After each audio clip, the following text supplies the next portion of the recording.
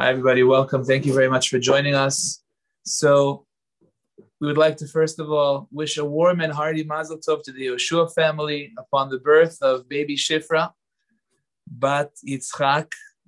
B'ezrat Hashem, they should have much nachat from their new granddaughter. B'ezrat Hashem, they should B'ezrat Hashem, dance at her wedding. B'ezrat Hashem. Mazal Tov. Mazal Tov. That's it. We go all the way. Exactly. So now I want to just say we're learning for the refuah shlema of Mernaz Miriam Bat Muluk Malka, who unfortunately suffered from King's Point. Unfortunately, suffered a very serious brain injury. Hashem, she should have refuah shlema very, very quickly. Also, we're learning for the refuah shlema of Menashe ben Sarah. And we're learning for the refuah shlema of Yaakov, Yisrael, Avram, Ben Chana, Esther, Helen. May they all have the refuah shlema very quickly. Betoch shar cholei Yisrael. Amen.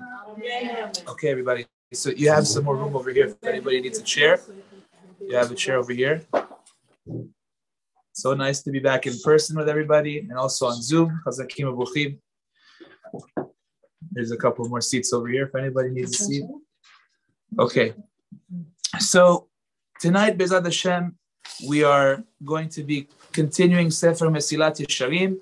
We're in chapter 9 of Mesilat Yesharim. And let's just recap quickly what we spoke about last week.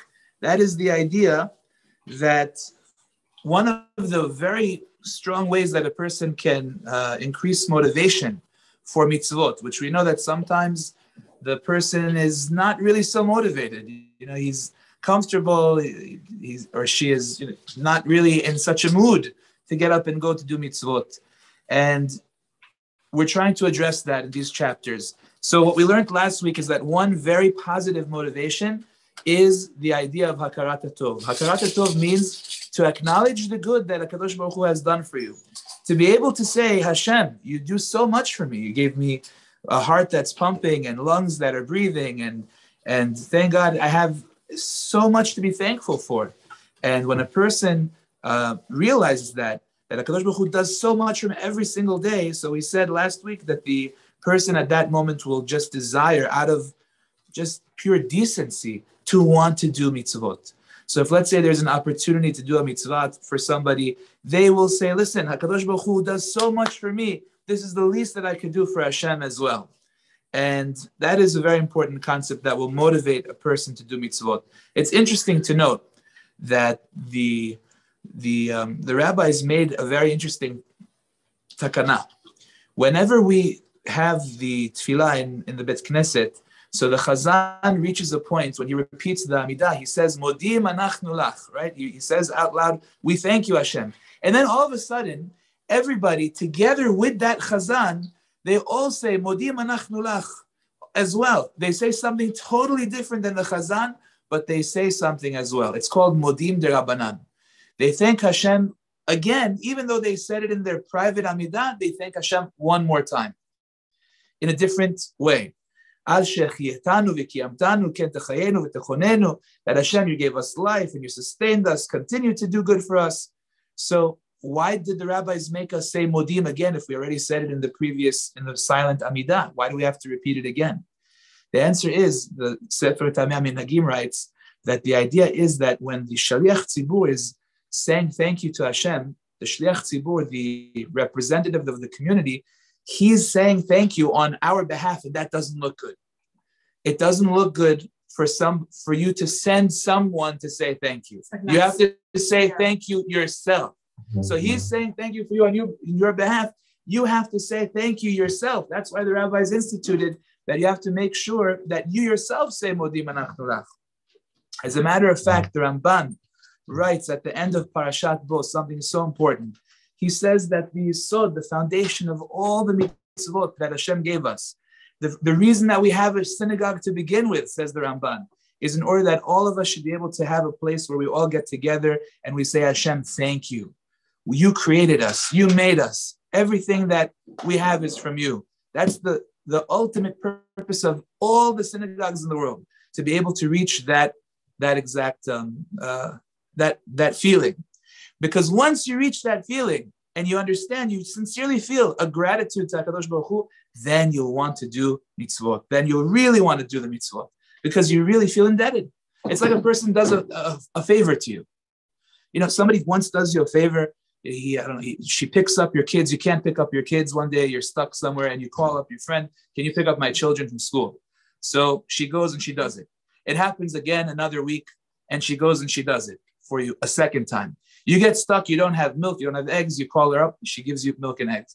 And again, another favor. At a certain point, you get embarrassed. How many favors is this person doing for me? Again and again and again. At a certain point, you feel ashamed. HaKadosh Baruch Hu pumps your heart every second. Lets your lungs breathe. Inhale, exhale, totally involuntary. You have no control over it. You have totally no control over your amino acids and your lipids and all the different parts of your body. Zero control over your mitochondria and nothing. But the point is that HaKadosh Baruch Hu does all of that for you, takes care of every little thing. So we have to feel gratitude. Very good. So that will be motivating for us to do mitzvot just out of decency. Hashem does so much for me. This is the least I can do. Okay. That we spoke about last week. So far, so good. Any questions? Yes, we're good? Excellent. Okay. Now let's continue. So this is chapter 9 now. Perek Tet. So, Bebiur mafsidei hazrizut ve'harchaka mehem. So this now is talking about what can cause a person to not feel motivated to do mitzvot. And how do we stay away from them? What he's going to explain is that he's going to give us two answers to this question. Why does a person not feel motivated to do mitzvot? What holds him back? What prevents him? And the answer that he's going to give, there are two answers to this question. The first answer that he gives, number one, is that people have what we call a comfort zone. They're comfortable in the way that they are, and they don't like inconveniences. Welcome. There's more room over here. Welcome. People have what they call a comfort zone. They don't like inconveniences. They like to be comfortable. They don't want to have to do things that take away their comfort. They enjoy worldly pleasures. They don't want to refrain from those worldly pleasures. That's something that can prevent someone from doing mitzvot. That's answer number one. And number two, what he's going to address is that a lot of time people don't do mitzvot out of fear for different reasons. There's a concept called a hypochondriac, somebody that is very, very excessively afraid of different types of illnesses, diseases, and all kinds of things like that. And this person displays a lot of fear. And that fear is a reason for him not, or for her not to do mitzvot. So the Mesilat Yesharim is going to go into each one of these two answers in depth, and he's going to explain everything. So first of all, like we said, the first reason that somebody is not motivated to do mitzvot is because because a person wants menucha gufanit. He wants to rest his body. He doesn't want to be exerting effort. He doesn't want, or she doesn't want to do things that are a burden. They're not interested. They want to enjoy. They want to gain pleasure.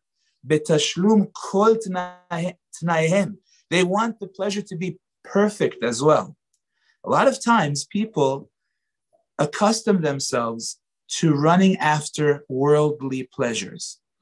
Meaning, let's say a person likes a certain restaurant and they like to eat the food over there. So they have a certain steak that they like together with a certain, $200 bottle of wine.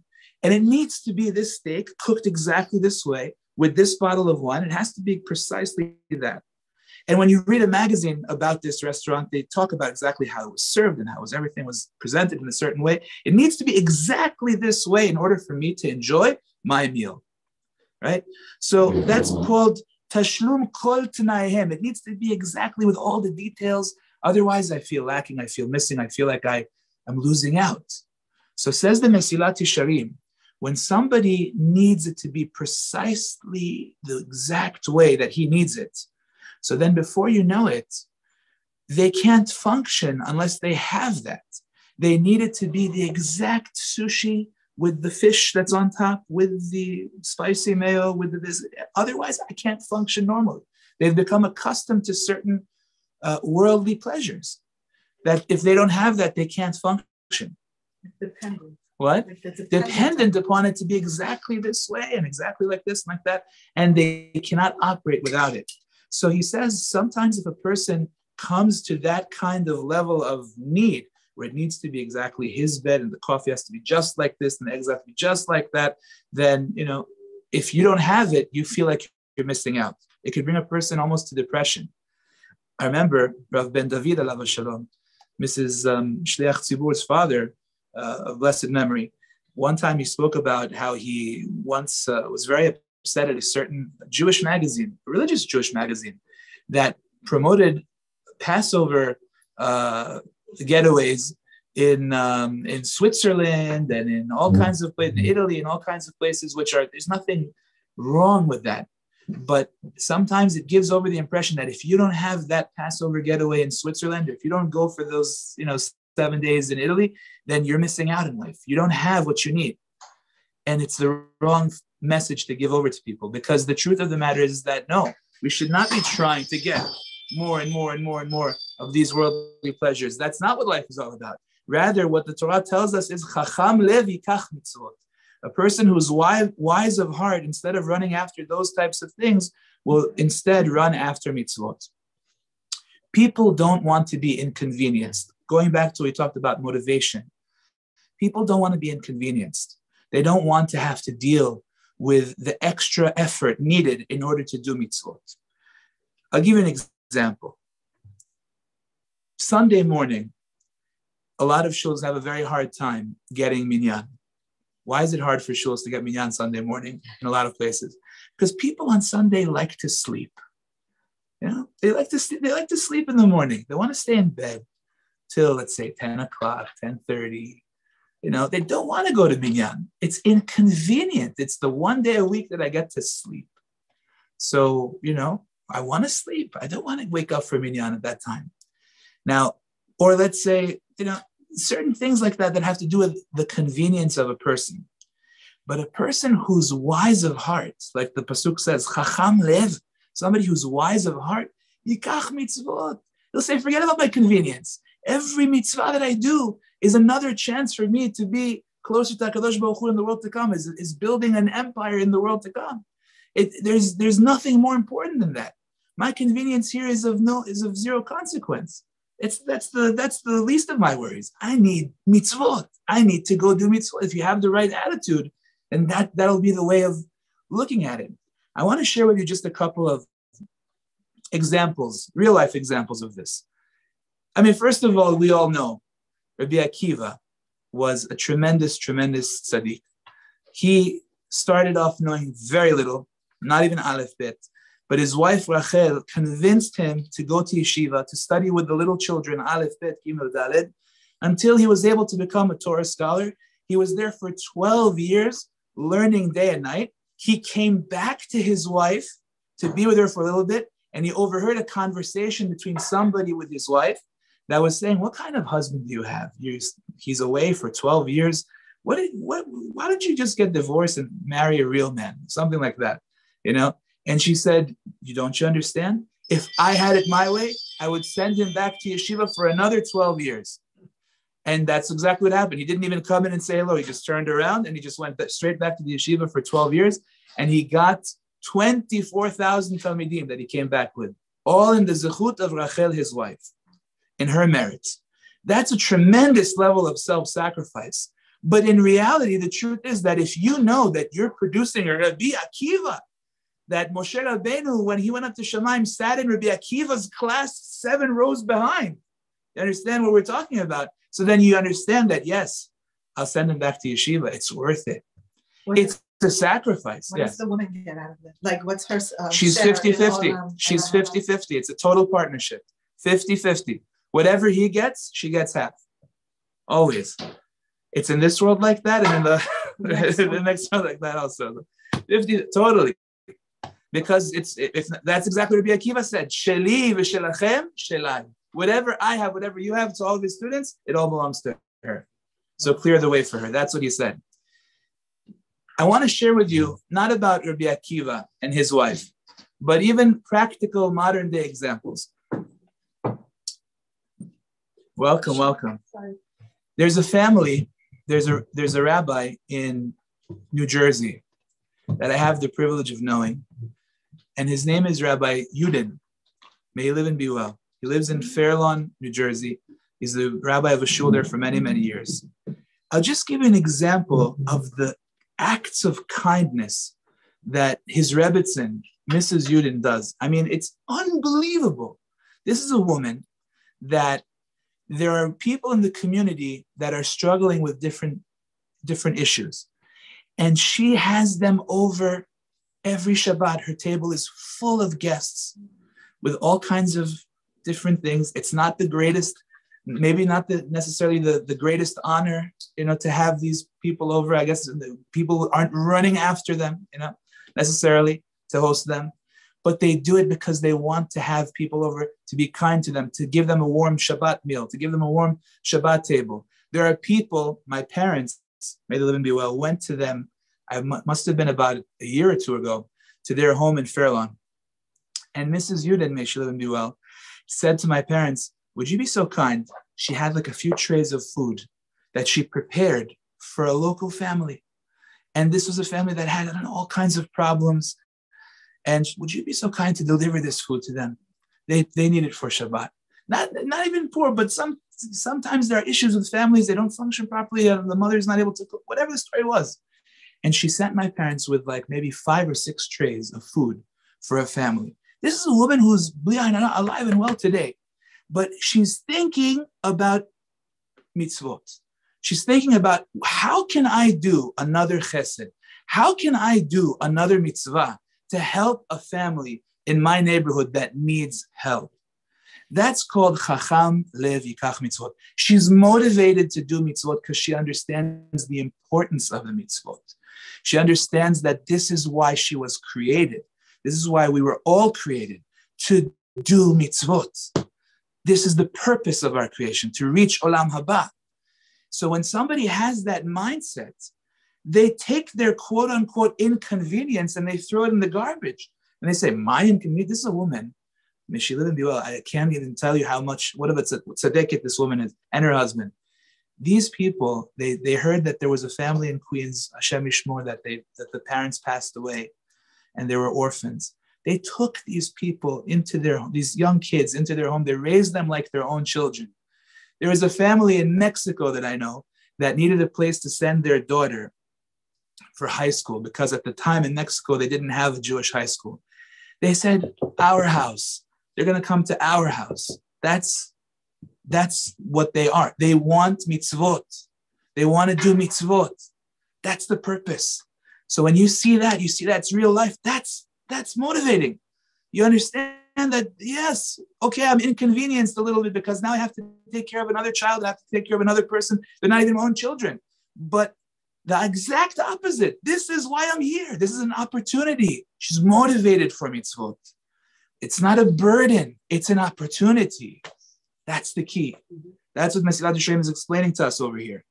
So that we don't take any consideration of the quote-unquote inconvenience that takes our place. Now, I'm not telling you that you should be, the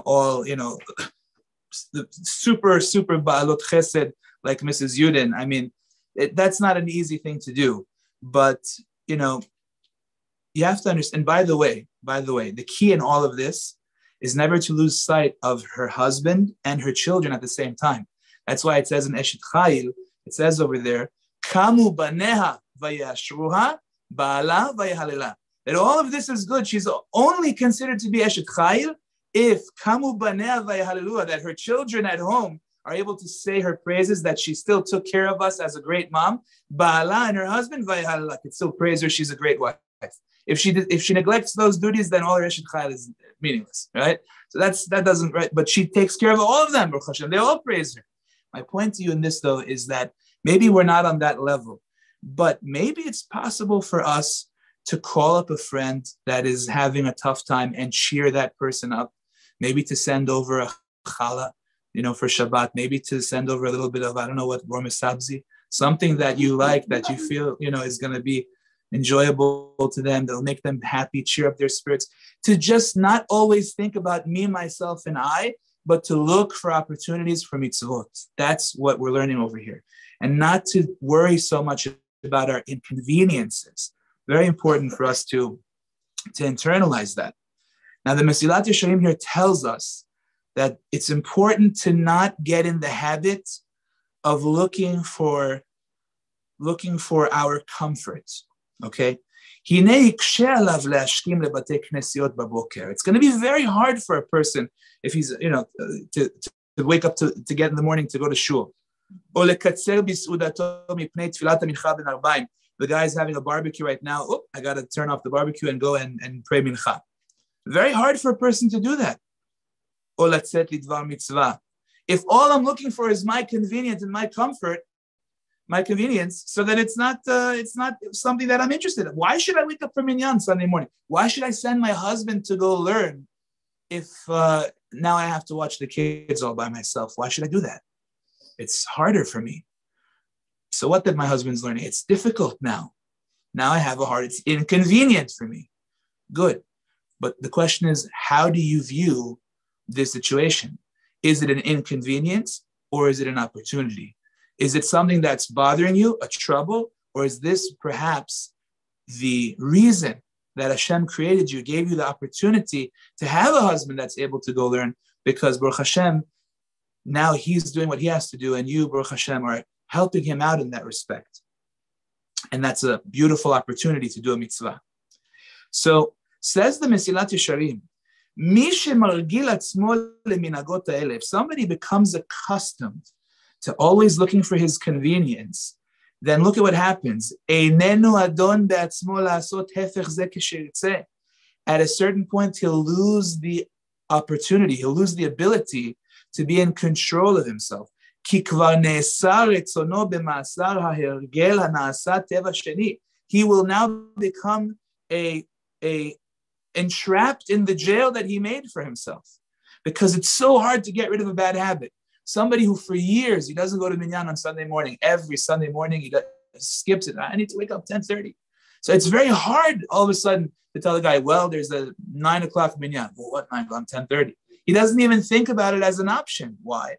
Because it's very difficult. So he doesn't have the control over himself. Chazal say something very incredible. Chazal say that hashover kelim bechamato, somebody who breaks dishes because he's very upset, he's very angry, he takes dishes, chucks them at the wall, breaks them, just to let out the anger. So Chazal say that person should be in your eyes like an idol worshiper. Oved avodah zara. Why like an idol worshiper? So the rabbis explain in the Gemara over there, Masechet Shabbat, that see, the Yetzer Hara told him today to break dishes. Tomorrow, it's going to tell him to do something else. The following day, it's going to tell him to do something else. And he'll just keep on going with whatever his comfortable, convenient feeling is at that moment. Eventually, Yetzer Hara will tell him, okay, worship idols, and he'll do that too.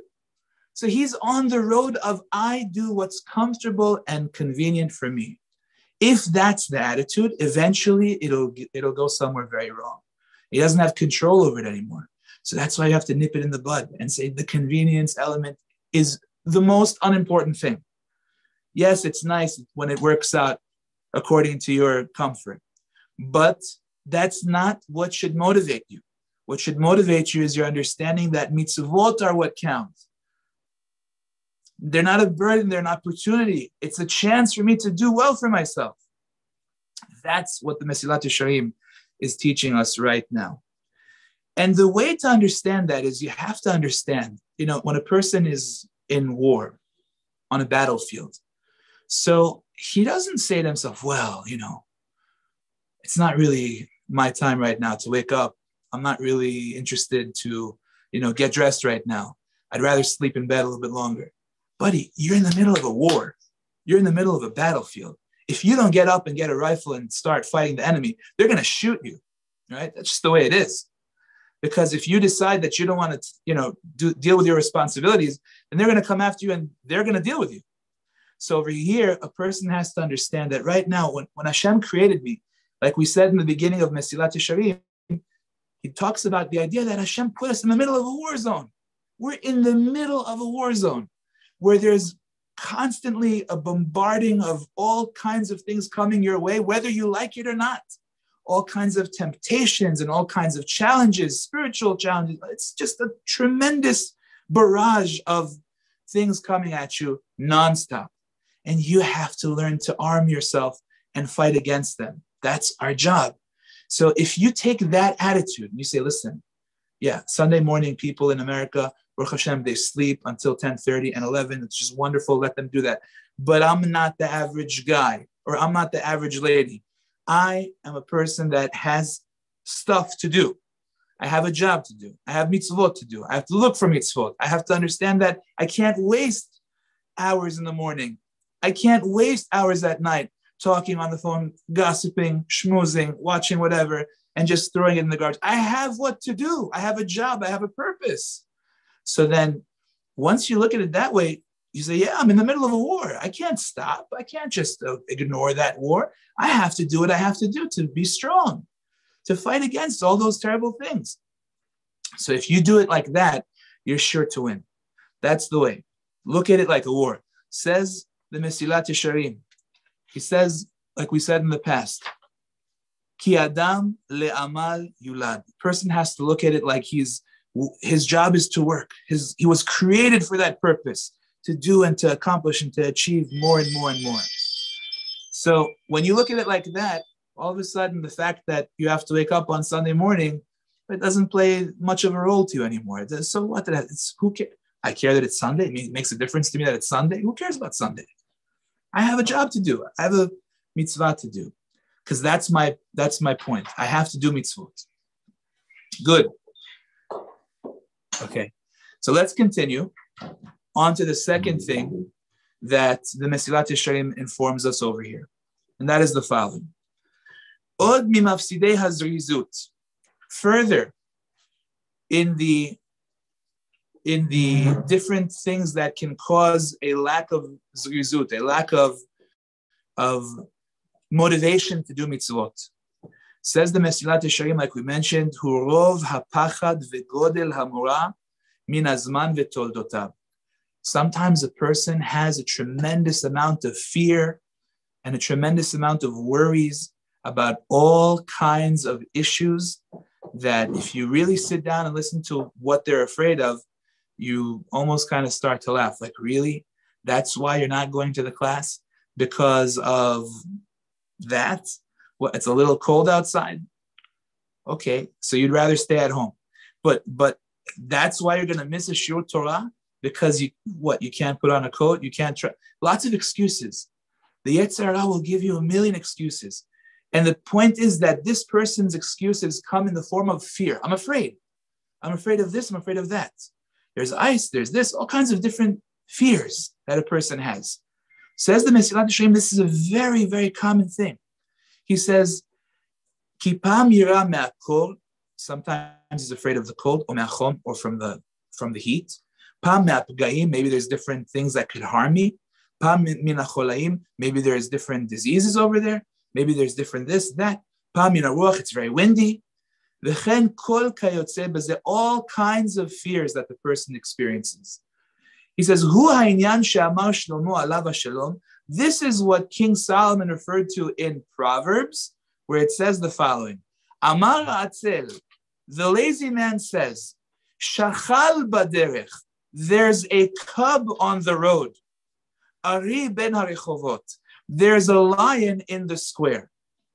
The lazy man says there's a cub on the road, there's a lion in the square. What does that mean? The lazy man is giving you an excuse. Why can't he get up and go do the mitzvah? The reason is because, didn't you hear there's a cub in the road? I might get eaten up alive. There's a lion in the square. Now, what exactly is he saying that there's a lion in the square? I'll read to you the midrash inside. He says like this. Amru la'atzel, they tell the lazy man, Harei rabcha ba'ir, your rabbi who has come from, let's say, overseas or from far away, the one who taught you your learning, your Torah learning, he's in the city. Lechu l'mad Torah mimenu, go learn from him. Vehu meshiv otam, he says back, I'm afraid of the lion that's on the way. So they say, okay, Rab Chaba Medina, he's closer to you. He's not that far away. I'm afraid, what if there's a lion in between the different streets? I can't go learn. So your rabbi is in your house. Go learn from him. He says, if I go to him, if I find that the door is locked, it's going to be hard for me to open the door. So how can I open the door for him? It's going to be difficult. So I stay at home. So it doesn't make a difference where his rabbi is going to be. It could be right in front of him. He'll say, you know what? I need a few more minutes to sleep. I need just a little bit longer, more time. Rabbi, I heard this also, like, if it was a $1 million business deal, right? Is this very good? It's the same idea. For the $1 million business deal, the guy will go in a tornado for the $1 million business deal. He would find a way to pass the line. Exactly. And get to where he needed exactly. to go. He'd find every opportunity, every way, anything he could think of to get to that $1 million. Exactly right. So over here, says the Mesilat Yesharim, a key line. Halamadita. So you see from here, she'en hayir'ah goremet sheit'atzel. It's not the fear that's causing him to become lazy. Ela, rather, atzla, the laziness, goremet lo sheira. The laziness is what's causing him to be afraid. The fear is nothing. It's the laziness talking. I mentioned last week, I'll say it again because I think it's unbelievable just to understand to what extent this is true. One of the most classic works of Jewish thought is called Sefer Chovot HaLevavot. Chovot HaLevavot was written by somebody by the name of Rabbeinu Bachya Ibn Pikuda about 1,000 years ago. And he goes through every little point of Jewish philosophy. How do we view this situation, that situation? How do we view trust in Hashem? How do we view the nature and creation? I mean, he goes through everything. This book is such an amazing book. And it's so incredible that about 500 years ago, when Maran, Rabbi Yosef Karo, Zecher Tzadik Livracha, the author of the Shulchan Aruch, Rabbi Yosef Karo, when he studied Torah, it says there was an angel that used to come and teach him Torah. Maran, Rabbi Yosef Karo. And everything the angel told him, he wrote in a book. It's the most amazing book also. He says, that guy, you just put meat on your plate, don't eat it. The meat's not kosher. Why is meat not kosher? Well, because they didn't realize it, but there was a problem over here. Warn them next time to watch out for this or that. It's the most incredible book ever. From the author of the Shulchan Aruch himself, Rav Yosef Karo. One of the things that the angel told him was you should learn the book Chovot HaLevavot. You should learn this book because it's got everything in it and it teaches you how a Jew is supposed to think. So it's really Hashem saying, this book, Chovot HaLevavot, you should learn it. It's unbelievable. So over there, the Chovot HaLevavot himself writes that he started writing this book because he felt it was necessary for the generation to learn Jewish philosophy, to understand how a Jew is supposed to think. And as he started writing it, he eventually said to himself, but wait a second, I should write this book? Am I worthy of writing this book? Who am I? And it was written originally in Arabic. He said, I don't speak Arabic that great. Am I worthy? Am I the right guy for this job? And then he held back from writing the book. Then he writes, he revisited the thought. And he said to himself, why is it that I don't want to write this book? Is it really because of my humility? I'm such a humble person. Maybe it's because I'm lazy. The Chovot HaLevavot said about himself, maybe it's because I'm lazy. And then he turned around and said, you know what? It is because I'm lazy. And he wrote the book. So it's so hard to identify the Yetzer Hara. Look, it comes at you in the form of, you're so humble. And look, who are you to write such a thing? Are you Mr. Hotshot? I'm saying right? Could it also been like a fear of thinking that sure, of course. Exactly what we're learning now. It's a fear. Maybe they won't accept what I have to say. Maybe they'll reject me. There's all kinds of things. But the bottom line is it's one root and one root only. Yetzer Hara, that's it. It's pure Yetzer Hara. Can you imagine the world without Chovot HaLevavot? Every yeshiva boy studies this book. I mean, it's unbelievable what we could have lost if he wouldn't have second guessed his thought for a minute. Just how amazing this idea is. It comes to everybody. Nobody's exempt from this. If he was subjected to this treatment from the Yetzirah, how much more so all of us, that we have this thing to worry about, that our fears are so, perhaps your fear that you're experiencing is not really because of a real fear, but rather because of a Yetzirah, because of laziness. Not you, I'm talking to myself as well, all of us. We're all in the same boat together. So think about that. I want to share with you a thought that I had in this respect. And I'll read to you his words inside. His point is, be afraid of legitimate fears. Don't be afraid of fears that are not legitimate. It needs to be a credible threat, not a threat that's not credible. Yes, there are sometimes, look, there are moments where, yes, there are real fears. For example, I'll never forget, probably one of the hardest decisions I ever had to make was when COVID started, and it was a week before Purim, and they were saying it's starting to spread, and it's lethal, and it's deadly, and it's this and it's that. And the question was, should we close the shul? I mean, close the shul? That's like the hardest question anybody would ever have to, the synagogue that's open every day of the week. I mean, but yeah, it's a real threat. It was a credible threat. Everybody was saying that's a problem, that it's lethal, and you're going to put people at risk. So we shut down the shul. It wasn't coming from a place of we're lazy. It was coming from, it's a real threat. It's a serious issue.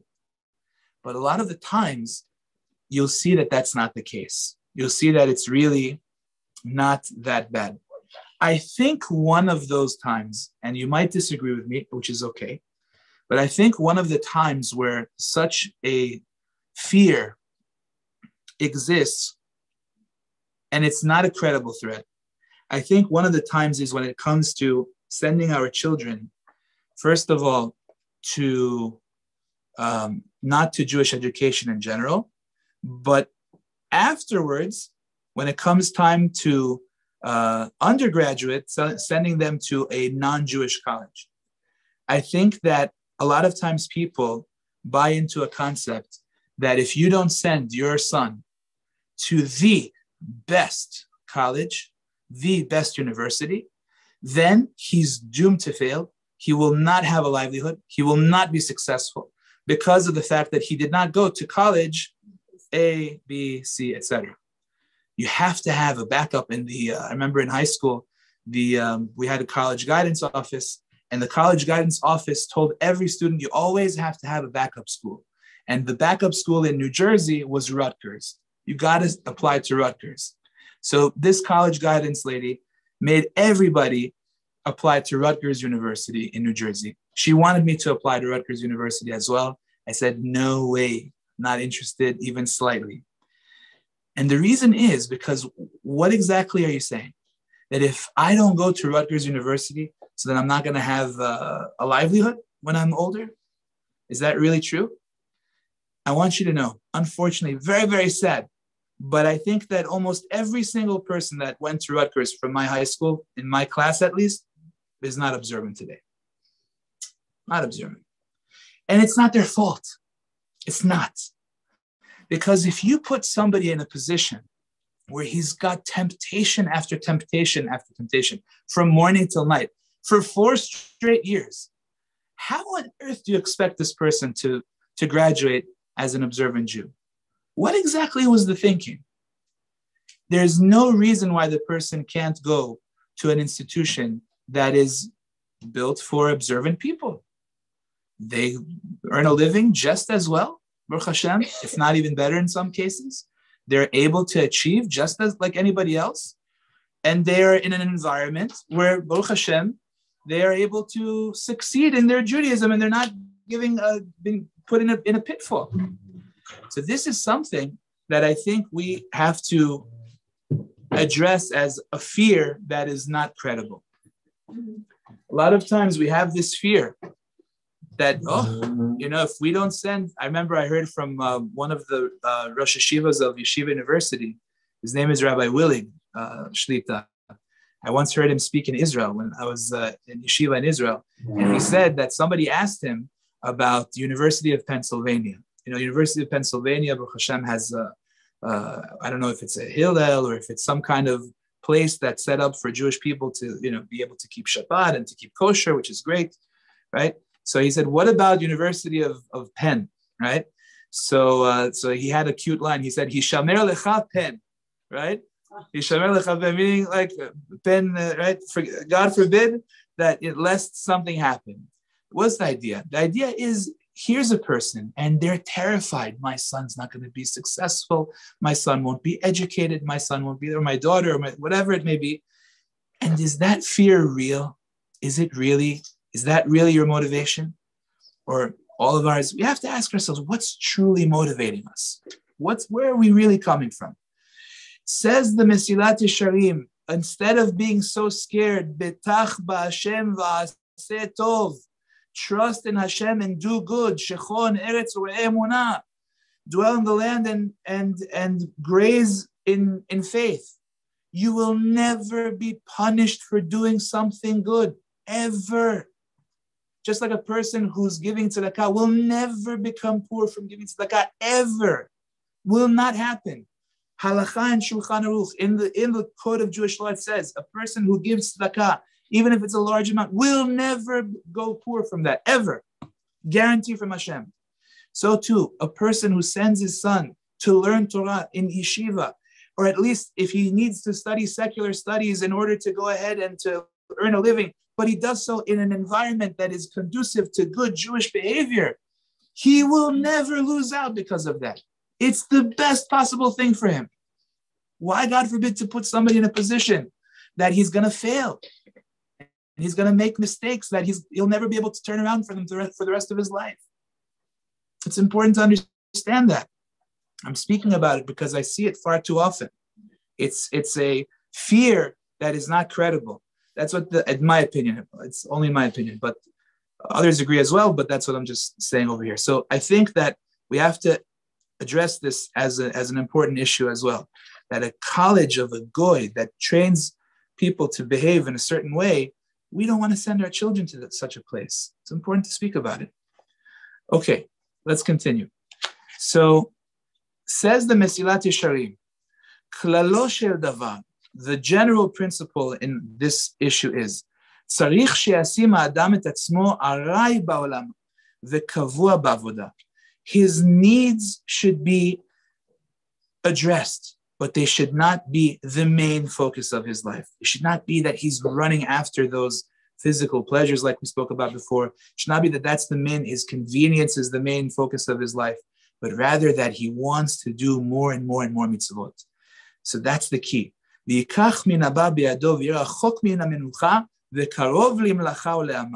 Person that understands truly what life is all about says, forget about my rest and about all that. That's not the key. The key is to do more and more mitzvot.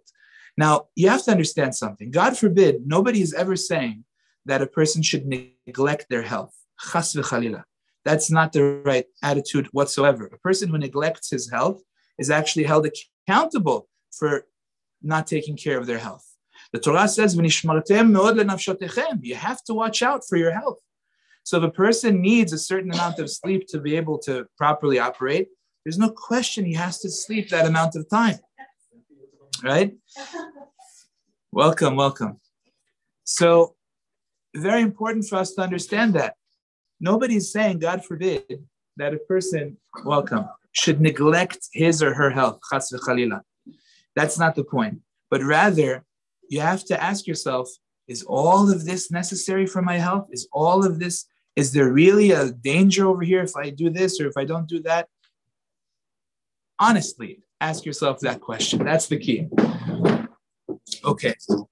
So you're saying focus on a little bit more your spirituality rather than focusing on your just your physicality. Yeah, you have to take care of your health. There's no question about it.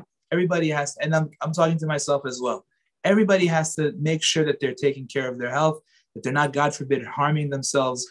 They're not, doing something which is wrong for themselves. 100%. That Torah says clearly, Hakol bidei shamayim chutz mitzinim pachim. You ever hear that expression?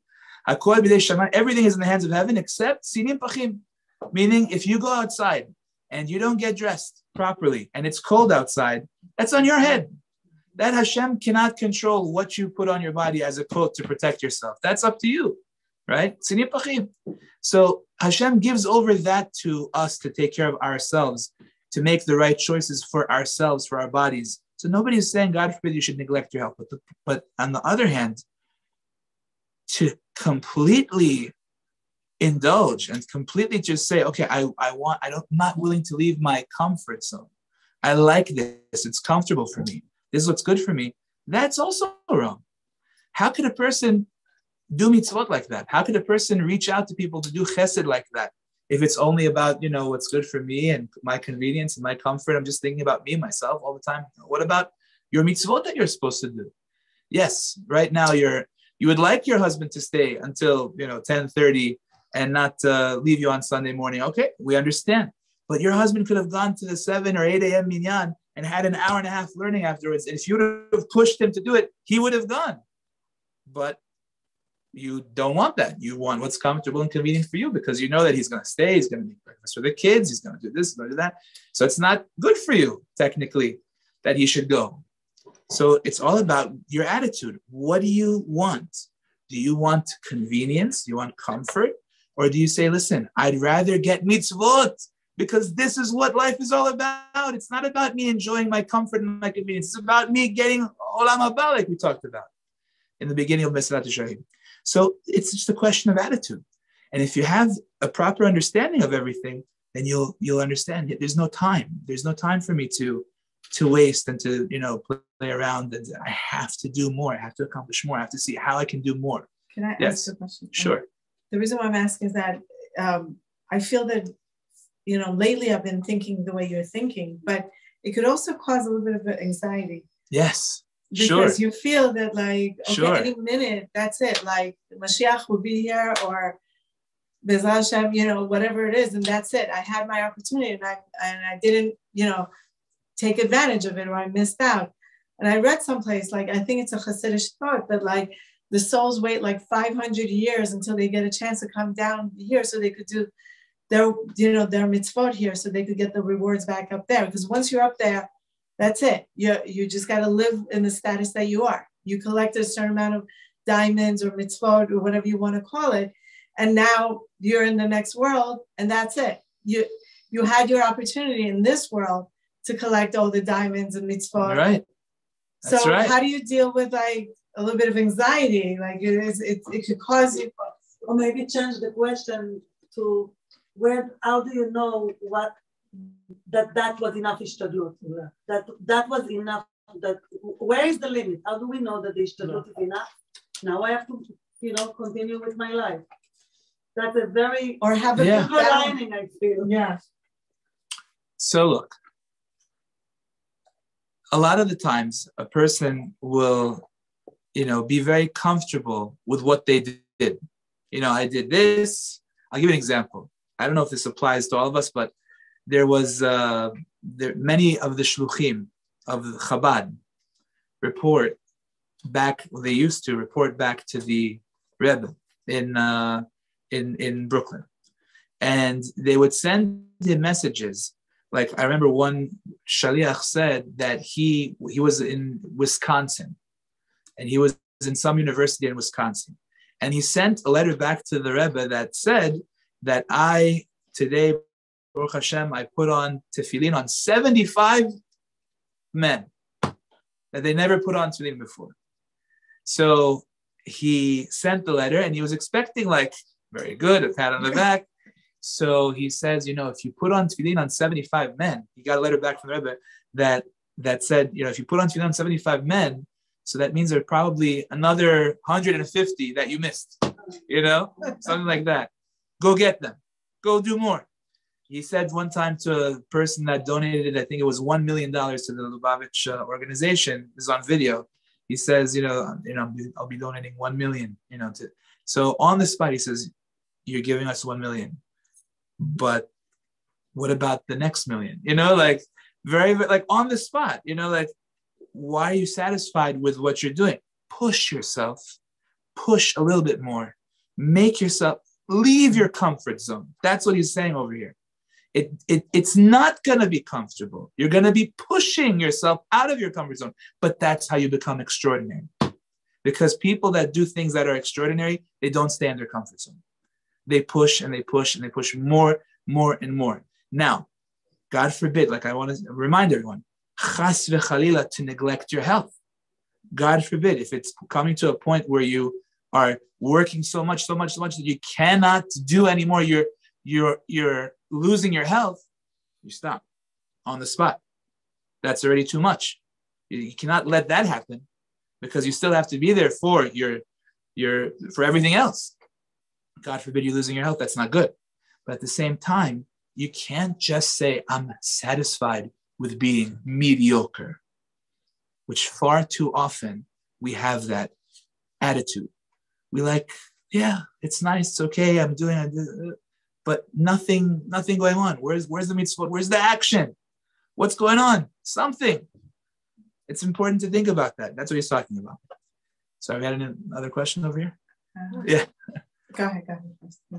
You mentioned about going to school if it's like for secular study, that the environment is not good, but if someone wants to go like sense or to medical school, dental school, the environment there's no Jewish medical school.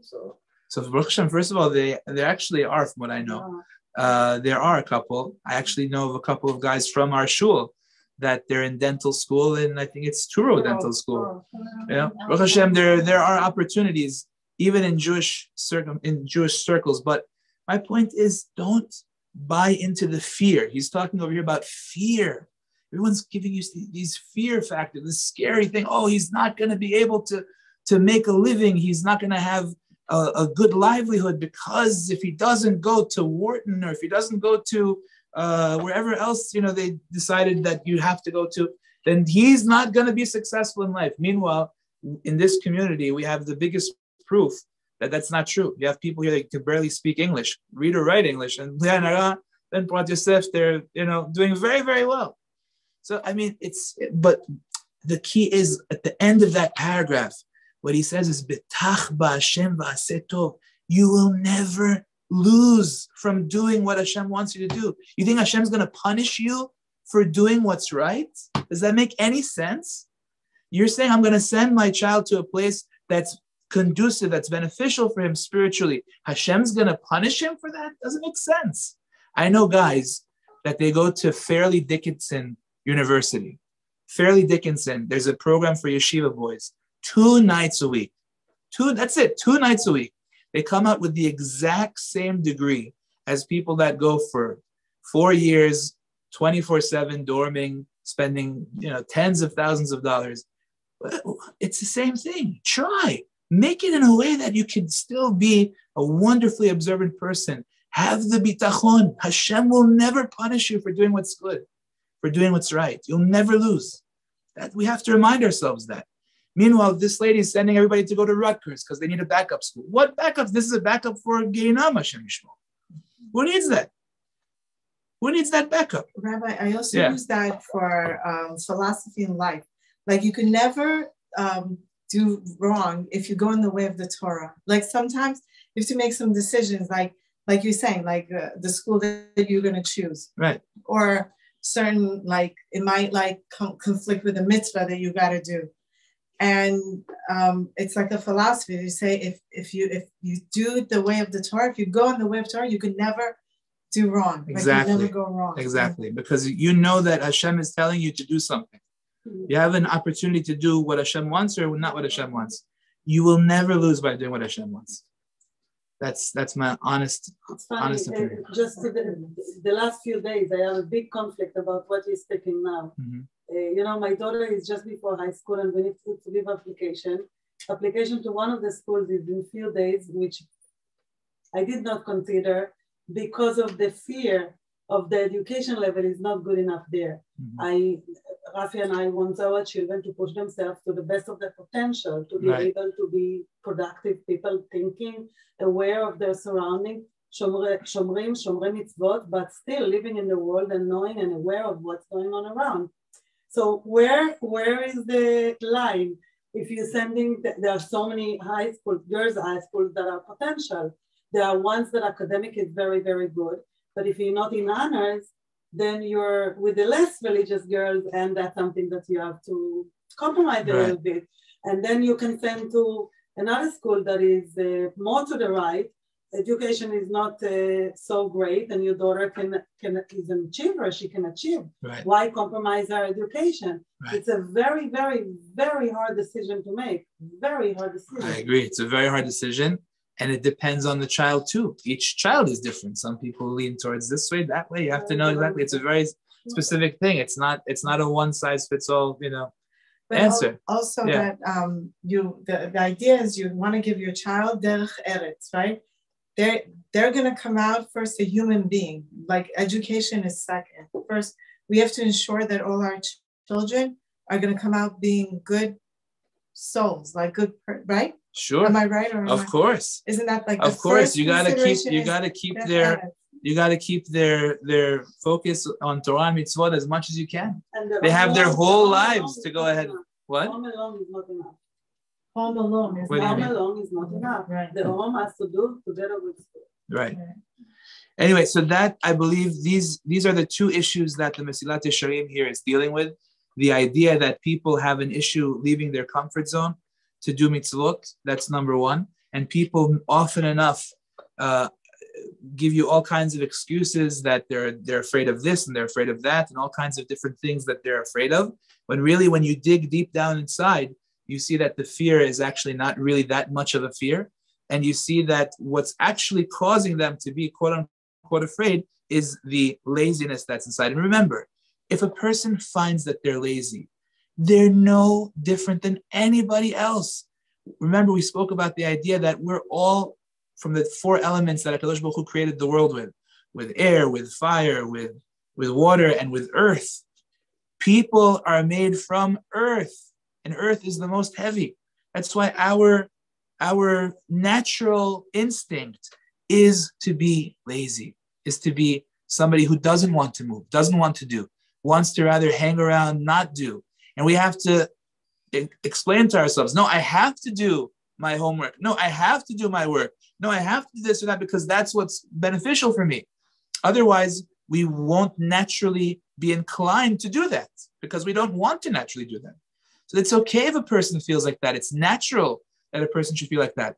But our job is to realize that what the Mesilat Yesharim taught us tonight, Adam le'amal yulad. The person was created to work, but not just work spiritually. Mitzvot.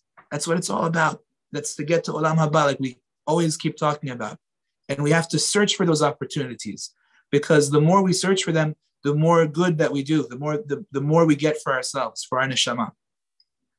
All right, guys, that's tonight's Mesilat Yesharim Perek Tet. If anybody has any other questions, yes. Okay, if you, I know all mitzvot are important, but I speak to friends who are more, they're not as observant. So they'll say to me, well, I do plenty chesed, but they won't do like mitzvot, like let's say keep Shabbat or whatever it is. So at what point do you tell people that like the mitzvot of the physical taseh is also as important as much as chesed? Because we're all good people, like we're our friends, we're all neshamot that will give our lives for our children, we'll do everything for our community, we love each other. Right. So chesed for my community is not the hardest thing. We all Baruch Hashem, we give. Right. But how do you how do you approach people and explain to them that you really have to love Hashem like the way He wants to to love them, not the way you feel. Right. Oh, I love Hashem. I have a connection. He's my best friend. But not really. Right? How do you? So it has to be done with a lot of. It has to be done very delicately, a lot of sensitivity. It has to be done in a way where you convey that you are, not, God forbid, putting anybody down, not trying to make them feel bad. But if you're already getting involved in that conversation, you can, maybe pose a couple of questions to the person and say, listen, what exactly makes the act of kindness that you're doing the right thing to do, as opposed to, the particular mitzvah that they're not observing. Who determined that the act of kindness is right, but let's say Shabbat is meaningless, right? Or if you want to pose it like that, or something to that effect, where you make them think, maybe it's not, maybe they don't have it all 100%. If you even want to go there, in some circumstances, you don't want to even go there. You just want to maybe just bring them closer by being friendly, and that way, and just have them see how beautiful it is. Like this family I was telling you about, the Yudins, the amount of people that they bring closer to Torah and mitzvot, they never have any conversations with nobody. It's just come to my Shabbat table, come spend time with me, come see me, see how beautiful Torah and mitzvot is. People want to do it naturally. You understand? So sometimes, if it depends on the person. Sometimes you might want to have a conversation. Sometimes you might even not need to have a conversation. Depends on the individual. Your action. You see what I'm saying? Personally, I don't think it's our responsibility to change people. It's our responsibility to change ourselves. Right. When we're changing ourselves, it reflects and people want to do it. The reason why we started keeping Shabbat many years ago, we used to go to Chabad. Rabbi Kaczynski and Hani never told us anything. In the beginning, we came, it was far, we came with a car. Right. They never say anything. But just because they're being what they are and showing so much love and not judging and just giving and giving and giving, you want to be like them. There you have it. Beautiful. There you go. So sometimes you don't no need to say nothing. Just come and see. You see, Baruch Hashem, we're understanding that a lot of people don't do things that are incorrect out of coming from a bad place. They don't know, or they're not aware. You know what I'm saying? So therefore, sometimes if you come at a person with a certain angle, it might not be beneficial. Just to sometimes bring them closer is very, just to have them be with you, see how you do your thing. That's very beneficial as well. But never judge people. Nobody, you don't judge. You just want to help. No, that's because sometimes people, they are not really absorbing Shabbat or do something. They do some chesed that the people keeping 100% everything. They never do this. See, but this is the argument I get all the time. That's what someone said. That's the argument I get all the time. That it's okay if they're not keeping the mitzvot, but they do one chesed that will be more than 100 mitzvot. Not one chesed. No, over one certain. Okay. Yeah. No, I'm saying we're not the ones to judge, right? We have no idea what how Hashem views anything, but you try your best. You do what you can, and that's it. Beyond what you can do, you're not expected to do it. We don't have to try to change our children. We don't need to go out. Including the children, saying, how do you not tell your children do this or do that? You make a garden. You do whatever you do the best. Open the way, nice garden, and invited them. Right. This is their responsibility. If they want to enjoy the flowers, or do they want to enjoy something else? Right. You show that this is the life. And that's it. Right? Yeah, we had a question over there. Sorry. Oh, yeah. So I'm like a big believer in just not telling people anything and focus on yourself, because I feel like that's the best way to affect other people is when you focus on yourself. But I've been listening to Shir and a few Shirs in other places that say that we're hired to tell people if they're doing something wrong, and sometimes even those marks that even if your neighbor isn't keeping Shabbat, you're hired to tell them that no, what you're doing is wrong, not in a bad way, don't fight with them, but you have to stand on their driveway and make sure that they don't break Shabbat. No, so look, that is the best way to ensure that they never do. You hear both things saying you have to make that effort. Not in a bad place, to be you're so bad, blah, blah, blah. So it depends. Let them know, I care about you. It depends. So the Torah says that there's a mitzvah, which means that you shall surely rebuke your fellow. That means that if you see somebody doing something wrong, you have a mitzvah to rebuke him. And as a matter of fact, it even goes so far as to say that if you don't, then it's considered to be your avera. Right. It does say that. But it also says that כשם שמצווה לומר דבר הנשמע, כך מצווה לא לומר דבר שאינו נשמע. Which means that if you know for a fact that you doing something will not be received well, will not be received in a way that is beneficial, might even have the opposite effect. You have a mitzvah not to say anything, right? So there's got to be a way where you can try and, on the one hand, do something, but on the other hand, not say something that will have a reverse effect. Right. It's like walking a tightrope in a way. You have to do something that's in the middle. I feel like in today's day and age, it doesn't fly. What? People easily get offended, things get awkward. Like we can't. It depends on who it is, of course. But I just feel like it's a lot more complicated today than. It depends on who it is. Listen, sometimes people, it depends on what is going on as well. Right. Like, for example, in shul, sometimes I have people that are outright speaking in the middle of the Torah reading. I have halacha. I must stop that. It's a disgrace to the reading of the Torah. I must immediately either stop the reading or do something to say this cannot go on. I'm here in the shul. The shul has to be conducted in a certain way. Sometimes there's no choice. But in certain other circumstances, you have a mitzvah to figure out what is the best way to do it. If you know that standing in the driveway will not yield positive results, I wouldn't stand in the driveway. I wouldn't stand. I'll give you an example. There's a story with Rav Kassin, in the chief rabbi of the Syrian community, Rabbi Chacham Yaakov Kassin, alav shalom, and he was the chief rabbi of the Syrian community in Brooklyn and in Deal. He was it. So there was this man. Actually, I believe he was close with President Trump. And he tells over a story about this rabbi, alav shalom, that when they moved from Syria to America, he had a store that he was operating on Shabbat. He never came to shul in the morning. He always, on Shabbat morning, went to his store and he sold whatever he was selling, and that was that. And the rabbi lived across the street. And whenever he would come out of his home, the rabbi would see that the man is going in the opposite direction of the synagogue.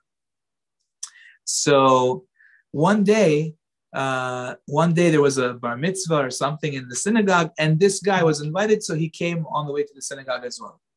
So the rabbi saw him walking to the shul, so he made a little comment. He says, "Much better," like that today. Like they had a little something. Okay, they had a little conversation. So a couple more times he saw the guy going to the store, and the rabbi one day approached him on one of these Shabbat mornings. And he says, "Listen, come to the shul." He says to him, "Ta'knis, you come to the synagogue, and then go to work.